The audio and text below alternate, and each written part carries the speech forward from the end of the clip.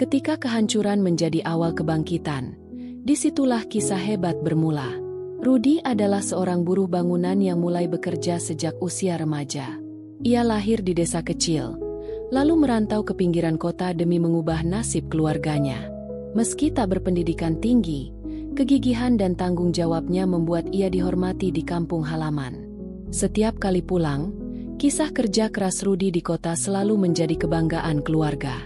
Di kota, Rudy tinggal bersama istri dan 2 anaknya di kontrakan mungil. Setiap subuh, ia bangun lebih cepat untuk menyiapkan sarapan sederhana sebelum berangkat. Meski penghasilannya tak seberapa, senyum keluarganya adalah sumber semangat terbesar. Perjalanan menuju proyek memakan waktu hampir 2 jam, menggunakan angkutan umum yang kerap terlambat. Rudy memanfaatkan jeda itu untuk memejamkan mata dan menabung energi. Setibanya di lokasi, ia dihadapkan pada atap bocor, debu tebal, serta terik matahari. Pemandangan akrab bagi para buruh bangunan. Kerasnya pekerjaan tak membuat Rudy gentar. Ia justru bangga saat melihat bangunan tegak berkat keringat dan gotong royong. Baginya, setiap bata yang dipasang menggambarkan harapan bagi keluarganya. Jika bangunan ini kuat, biarlah hidup kami juga makin kokoh, gumamnya saat lelah mulai mendera. Sebagai buruh lepas, Rudy tak mempertanyakan statusnya yang sering dianggap rendahan. Ia terus bekerja telaten dan jujur. Ketika rekan-rekannya mengeluh, Rudy membesarkan hati mereka. Kita mungkin tak punya ijazah tinggi, tapi kita punya ketulusan. Berkat sikap itu, ia kerap dipercaya mengerjakan bagian proyek paling rumit. Meski demikian, Rudy tak lepas dari kekhawatiran ekonomi. Ia ingin anak-anaknya memperoleh pendidikan lebih baik agar tak mengulang nasibnya. Bersama istrinya, Rudy menabung dari upah harian yang terbatas, berharap suatu hari mereka dapat hidup lebih sejahtera. Beginilah keseharian Rudy, penuh namun syarat optimisme. Ia percaya, keteguhan hati dan keuletan akan menjadi bekal penting saat badai ujian hidup menghampirinya.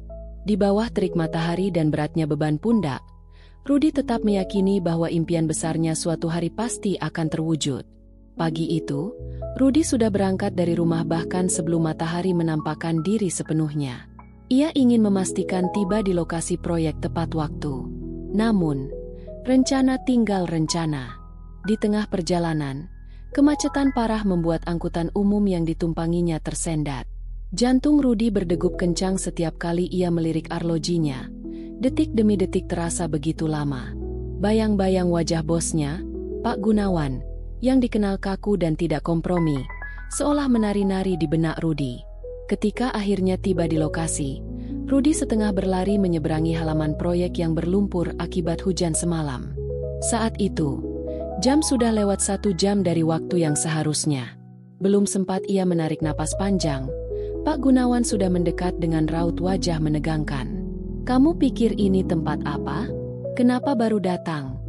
bentak bosnya dengan nada tinggi. Rudy berusaha menjelaskan tentang kemacetan yang tak terhindarkan. Namun, penjelasannya hanya disambut dengan dengusan kesal. Beberapa rekan kerja lain yang sedang mengangkat balok kayu berhenti sejenak, menatap Rudy dengan prihatin namun tak berani menyela. Di bawah tatapan bos yang menyala-nyala, Rudy menjadi gugup dan cemas.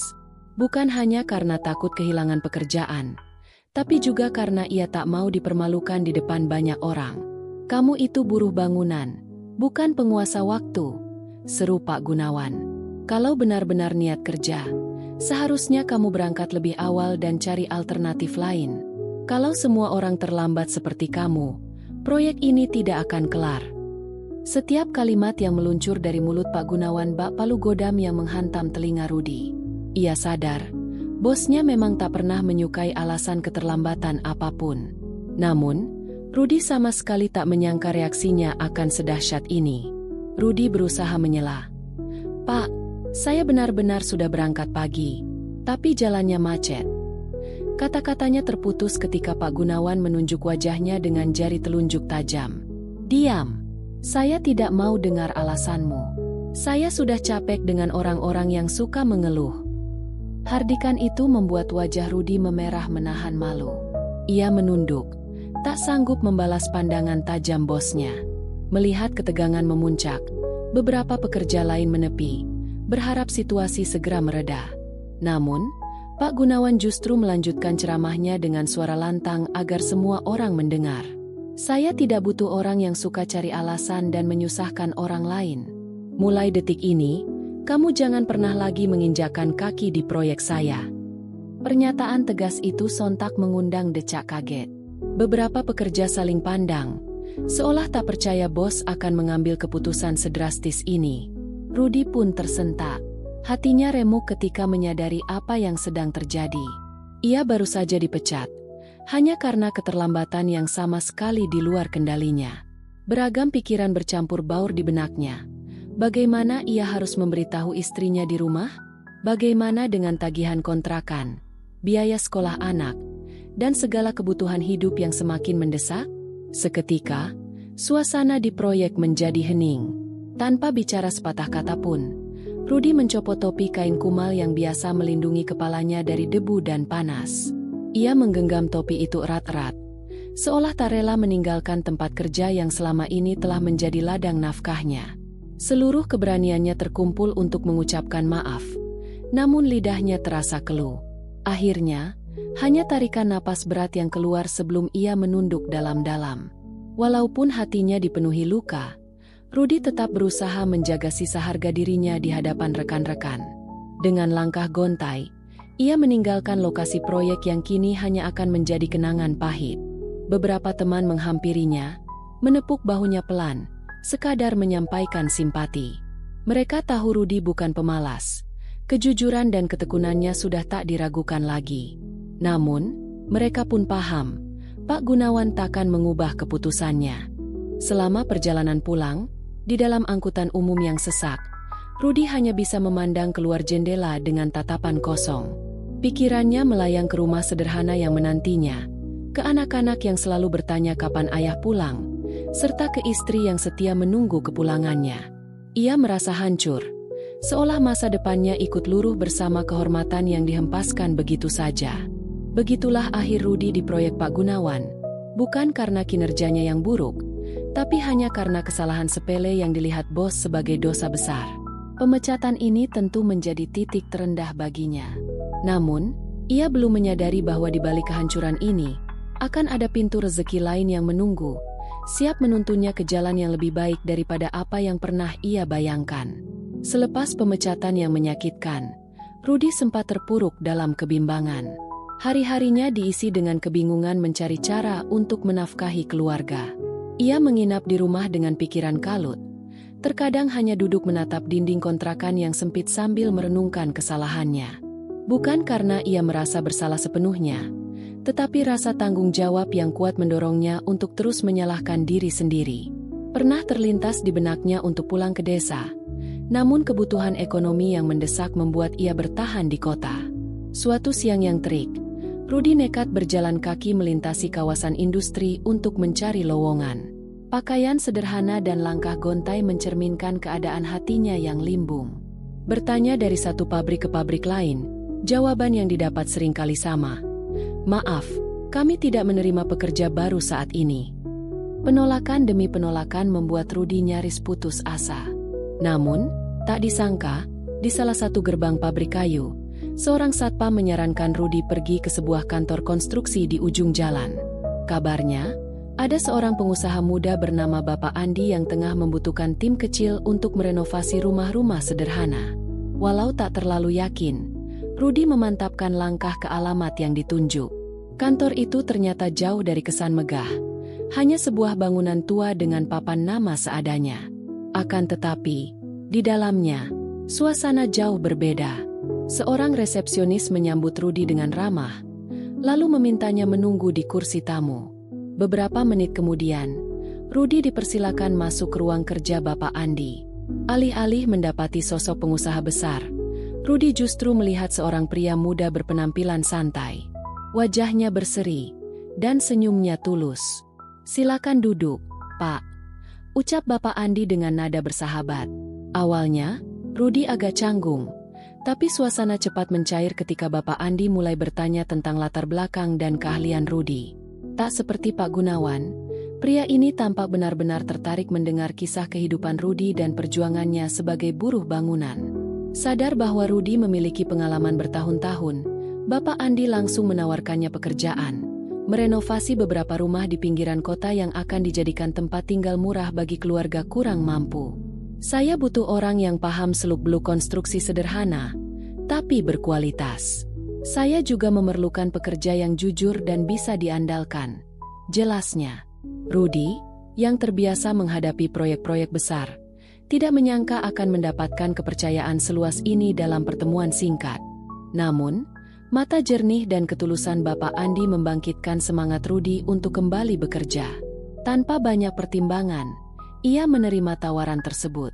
Bapak Andi lalu mengantarnya ke lokasi proyek pertamanya, sebuah rumah reot dengan dinding retak dan atap bocor. Kondisi bangunan itu sekilas tampak kurang layak dijadikan hunian. Namun, Bapak Andi menjelaskan bahwa dengan rancangan yang tepat dan pengerjaan yang serius, rumah tersebut bisa menjadi tempat yang nyaman. Rudy merasa tertantang. Ia mulai memeriksa pondasi, rangka kayu, dan kondisi tembok. Dalam hati, Rudy memantapkan niat untuk menyelesaikan proyek itu sepenuh hati, agar membuktikan bahwa dirinya masih bernilai di bidang konstruksi. Seiring waktu, Rudy merasakan perubahan besar dalam dirinya. Lingkungan kerja yang penuh dukungan, serta kepercayaan yang diberikan Bapak Andi, menumbuhkan kembali rasa percaya diri yang sempat runtuh. Ia juga bertemu rekan-rekan baru yang kebanyakan berasal dari latar belakang sama.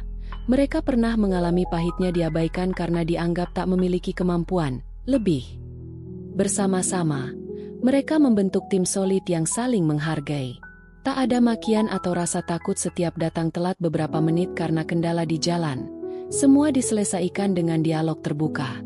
Saat rumah pertama hampir selesai, Rudy tak mampu menutupi perasaan haru.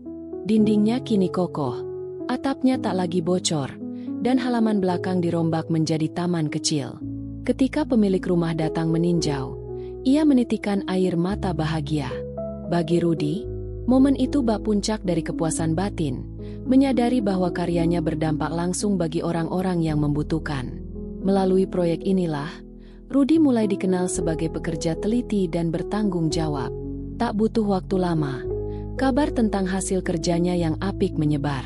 Bapak Andi pun menugaskannya memimpin beberapa renovasi lain di sekitar kota.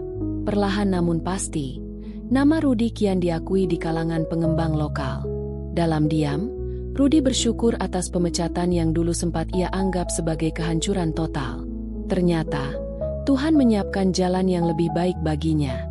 Itulah titik balik Rudy, saat ia menemukan kepercayaan baru di tengah keputusasaan. Dari seorang buruh bangunan yang dipecat dan sempat dirundung malu, Rudy kini bangkit menjadi sosok andalan di proyek renovasi rumah-rumah sederhana. Ia bertekad untuk terus bekerja dengan penuh kejujuran dan tanggung jawab, sambil berharap dapat menginspirasi orang lain agar tak pernah menyerah pada kegagalan pertama. Tak lama setelah Rudy menuntaskan proyek renovasi pertamanya bersama Bapak Andi, namanya mulai dikenal di kalangan pengembang rumah sederhana. Berita tentang kinerja Rudy yang teliti dan bertanggung jawab menyebar dari mulut ke mulut. Awalnya, hanya segelintir orang yang tahu tentang keunggulan Rudy, tetapi lama-kelamaan, daftar peminat yang ingin menggunakan jasanya pun bertambah. Bahkan, beberapa klien khusus meminta Rudy menjadi kepala tim bangunan mereka karena mendengar reputasinya sebagai pekerja yang tidak hanya andal, tetapi juga jujur serta berhati besar. Dengan bertambahnya proyek yang harus ditangani, Rudy pun merekrut beberapa rekan baru untuk bekerja bersamanya. Kali ini, ia berusaha membangun lingkungan kerja yang lebih nyaman dan saling mendukung, jauh berbeda dari pengalaman kelam yang pernah ia rasakan. Setiap anggota tim diperlakukan layaknya keluarga. Mereka saling membantu saat ada kendala di lapangan, saling memberi masukan, dan tidak ragu untuk berbagi ilmu seputar konstruksi. Berkat suasana positif inilah, mutu pekerjaan tim Rudy kian terjaga dan stabil.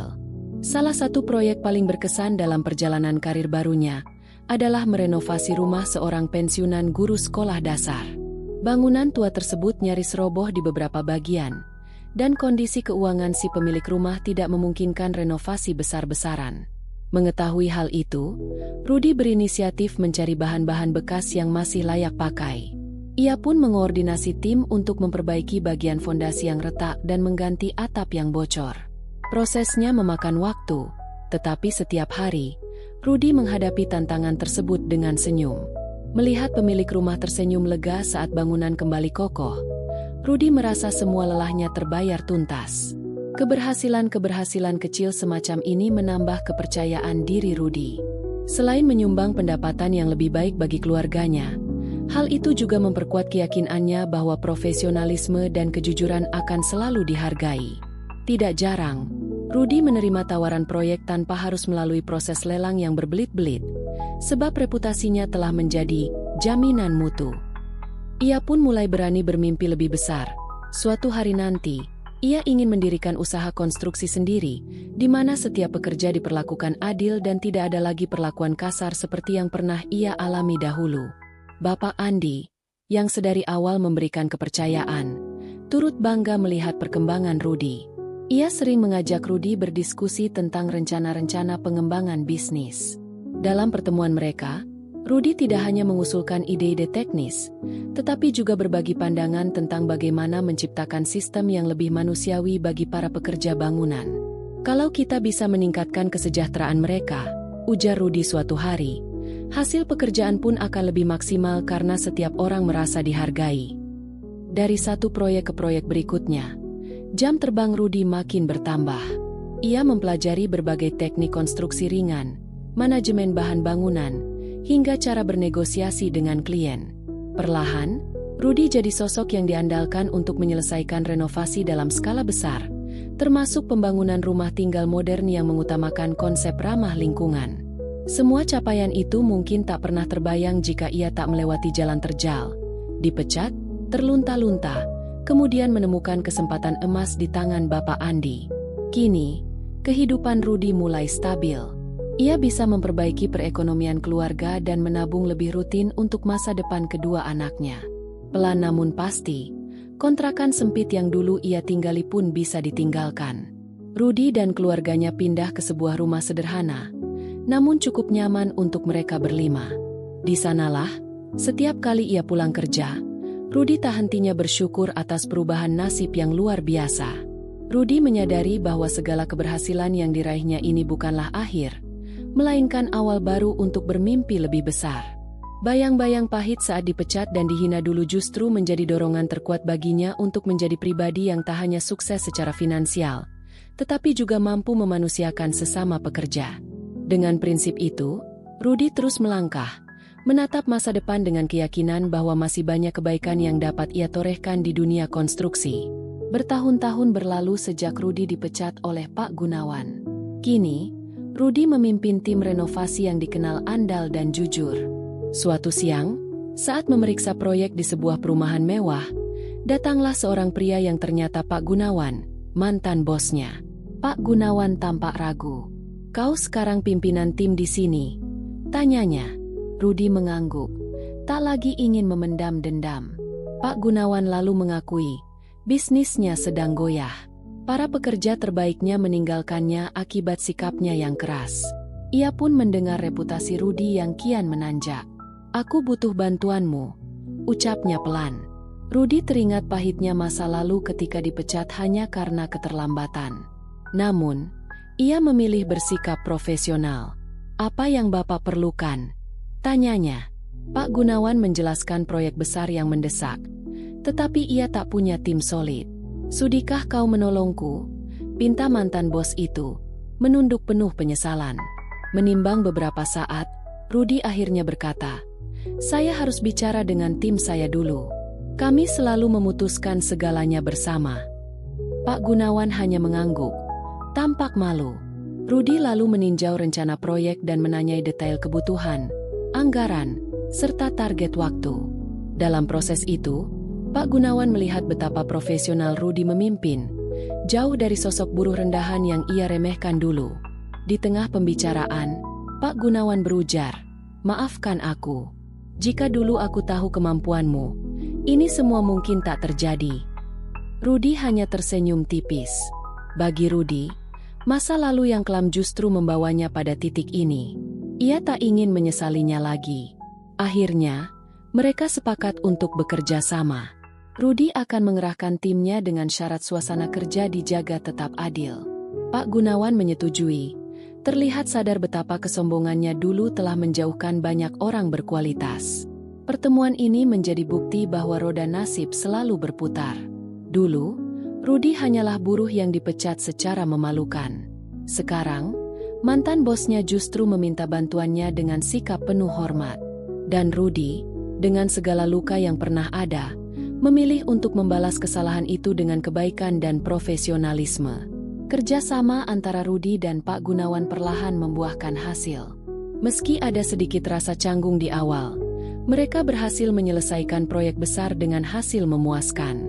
Rudi tetap memimpin timnya dengan penuh ketelatenan, sedangkan Pak Gunawan berupaya mengubah perilaku kasarnya. Ia belajar menghargai setiap pekerja, mulai dari tukang bangunan, pembawa material, hingga rekan administratif. Setiap kali melihat cara Rudi menangani tim, yang selalu memberi ruang dialog dan mengedepankan penghargaan, Pak Gunawan menyadari kesalahan besarnya di masa lalu. Sejak proyek itu rampung, reputasi Rudi kian menguat. Banyak pengembang dan pemilik rumah menaruh kepercayaan padanya. Tak heran, karena semua proyek yang dipegang Rudi senantiasa menekankan kualitas serta kesejahteraan pekerja. Sementara itu, Pak Gunawan pun merasakan dampak positif dari perubahan sikapnya.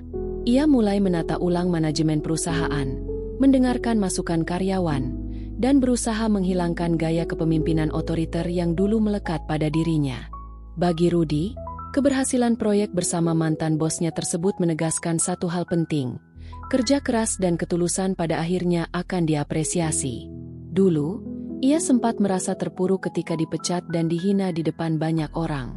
Namun, titik terendah itu justru mendorongnya untuk berani mengambil keputusan besar, menemukan kesempatan emas, dan membuktikan pada dunia, terutama pada dirinya sendiri, bahwa ia mampu bangkit. Rudi pun bersyukur atas peran Bapak Andi dan tim yang selalu mendukungnya, meyakini bahwa setiap manusia punya jalan berbeda untuk mencapai keberhasilan. Di sisi lain, kisah Rudi juga menjadi pelajaran berharga bagi para pekerja yang mungkin sedang mengalami perlakuan tidak adil. Terkadang, perjalanan menuju kesuksesan memang dimulai dari pengalaman yang pahit. Namun, apabila keteguhan hati, keikhlasan, dan sikap pantang menyerah terus dijaga, lambat laun pintu kesempatan akan terbuka. Rudi memilih untuk tidak menyimpan dendam.